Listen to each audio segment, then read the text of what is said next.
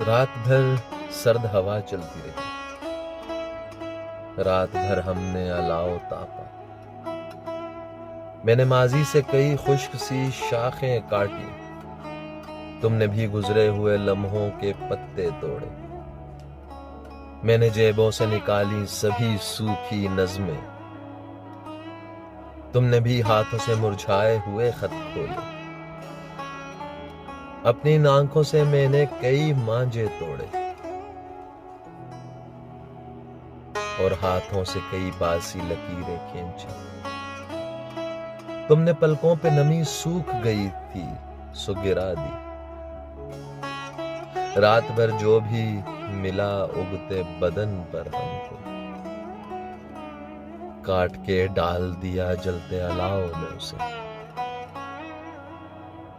रात भर फूंकों से हर लौ को जगाए रखा और दो जिस्मों के ईंधन को जलाए रखा।